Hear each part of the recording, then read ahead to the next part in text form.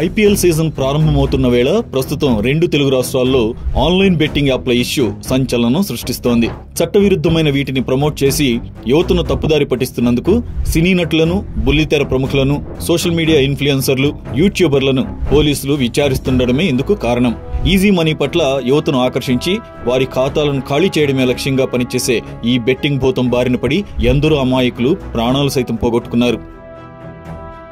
ఈ online betting, gambling మన దేశంలోకి ఎలా ప్రవేశించాయి? ఇవి చట్టబద్ధమైనవా, చట్ట వ్యతిరేకమైనవా?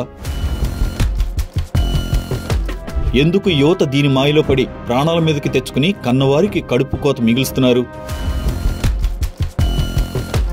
బెట్టింగ్ మాయలో పడకుండా ప్రభుత్వాలు ఎలాంటి చర్యలు తీసుకుంటున్నాయో మనం ఈ వీడియోలో తెలుసుకుందాం.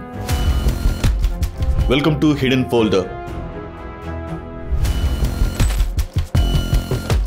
అరచేతిలోనే ప్రపంచాన్ని చూపించే స్మార్ట్ ఫోన్ ప్రతి ఒక్కరి చేతిలో ఉండడంతో అందులో వచ్చే ప్రకటనలపై తెలిసి తెలియక నొక్కగానే తక్కువ సమయంలో ఎక్కువ సంపాదించే అవకాశం అంటూ ఆన్లైన్ బెట్టింగ్ యాప్లు ప్రత్యక్షమై మన బలహీనతను ఆసరాగా చేసుకుని ముగ్గులోకి దించుతాయి. డబ్బుతో పందెం వేసేందుకు ఉపయోగించే ఈ మొబైల్ అప్లికేషన్ ద్వారా క్రికెట్, ఫుట్బాల్, టెన్నిస్, కబడ్డీ వంటి ఆటలతో పాటు రమ్మీ, పోకర్, స్లాట్స్, రౌలెట్ వంటి క్యాసినో గేమ్స్ పై కూడా మ్యాచ్ జరుగుతున్నప్పుడు బెట్టింగ్ వేయొచ్చు. కొత్త యూజర్లను ఆకట్టుకోవడానికి మనకు తెలిసిన సెలబ్రిటీలే bonus, cash back, free bet లాంటి ప్రమోషన్స్ చేయడంతో అది నమ్మి అమాయక ప్రజలు దీని వల్ల పడి తమ బ్యాంక్ అకౌంట్ డీటెయిల్స్ ఇవ్వడం, UPI, Paytm, Google Pay, net banking వంటి పేమెంట్ మాధ్యమాలను ఉపయోగించడం వల్ల వీటి పని సులభమవుతుంది.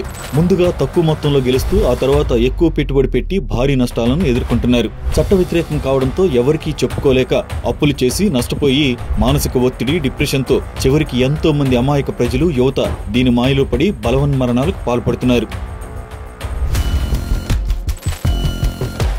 బెట్టింగ్ యాప్లు ముఖ్యంగా యూరప్ మరియు అమెరికా దేశాల్లో ఎక్కువగా ప్రాచుర్యం పొందాయి. బెట్టింగ్ అనేది క్యాసినోల్లో ఎక్కువగా జరుగుతూ ఉండేది.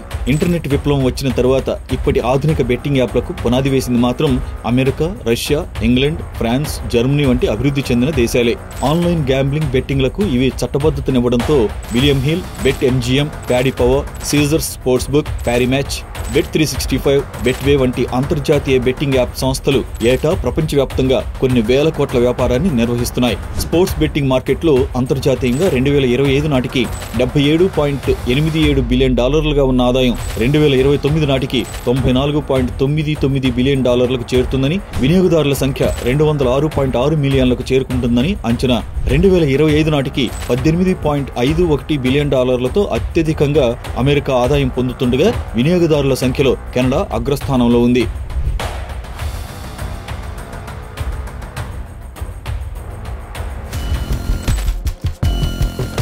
మన దేశంలో 1867 పబ్లిక్ గ్యాంబ్లింగ్ యాక్ట్ అమల్లో ఉన్నప్పటికీ ఆన్లైన్ గేమింగ్ కు ప్రత్యేకంగా స్పష్టమైన చట్టాలు లేవు. నైపుణ్యం ఆధారంగా ఉండే ఫ్యాంటసీ క్రికెట్, రమ్మీ, పోకర్ వంటి ఆటలకు సంబంధించి dream 11, MPL, my 11 circle, A23 rummy, poker Baazi లాంటి యాప్లు భారతదేశంలోని కొన్ని రాష్ట్రాల్లో చట్టబద్ధంగా నిర్వహించబడుతున్నాయి. కేవలం అదృష్టం ఆధారంగా ఉండే casino betting, IPL betting, lottery betting లాంటి యాప్లు భారతదేశంలోని చాలా రాష్ట్రాల్లో నిషేధించబడ్డాయి. సిక్కిం, గోవా, నాగాలాండ్ వంటి కొన్ని రాష్ట్రాల్లో కొన్ని రకాల ఆన్లైన్ బెట్టింగ్ కు అనుమతి ఉంది.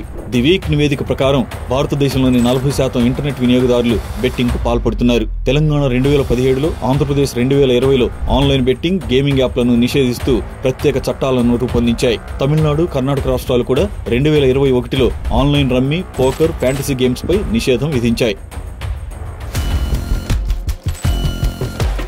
ఎక్కువ మంది యువత వివిధ వెబ్సైట్లు, ఓటీటీలను ఎక్కువగా వాడడం వల్ల వాటిలో వచ్చే ప్రకటనల పట్ల ఆకర్షితులై బెట్టింగ్, ఆన్లైన్ గేమింగ్లకు అలవాటు పడే ప్రమాదం ఉందని గుర్తించిన కేంద్ర ప్రభుత్వం ఐటీ చట్టంలోని సెక్షన్ 69A ప్రకారం వాటిపై నిషేధం విధిస్తూ నిర్ణయం తీసుకుంది. అలాంటి యాడ్స్ ప్రసారం చేయవద్దంటూ కేంద్ర సమాచార ప్రసార మంత్రిత్వ శాఖ హెచ్చరిస్తూ నిబంధనలు అతిక్రమిస్తే చట్టపరమైన చర్యలు తీసుకుంటామని ప్రకటించింది. అయినప్పటికీ చట్టవిరుద్ధంగా బెట్టింగ్ యాప్లను నిర్వహిస్తున్నారు. ఇటీవల దేశవ్యాప్తంగా సంచలనం సృష్టించిన మహాదేవ్ ఆన్లైన్ బెట్టింగ్ యాప్ కేసులో ఛత్తీస్గఢ్ కు చెందిన సౌరభ్ చంద్రకర్, రవి ఉప్పల్ కీలక నిందితులుగా ఉన్నట్లు ఎన్ఫోర్స్మెంట్ డైరెక్టరేట్ తెలిపింది.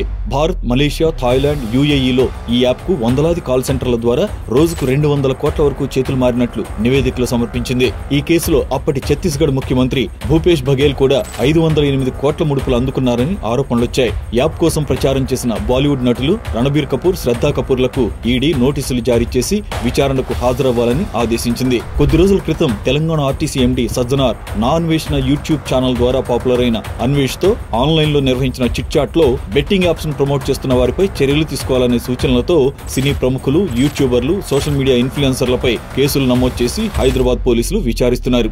వీరిలో కొందరు బెట్టింగ్ యాప్స్ ను ప్రమోట్ చేసి నిర్వాహకుల నుంచి అధిక మొత్తంలో డబ్బులు వసూలు చేసినట్లు పోలీసులు గుర్తించారు.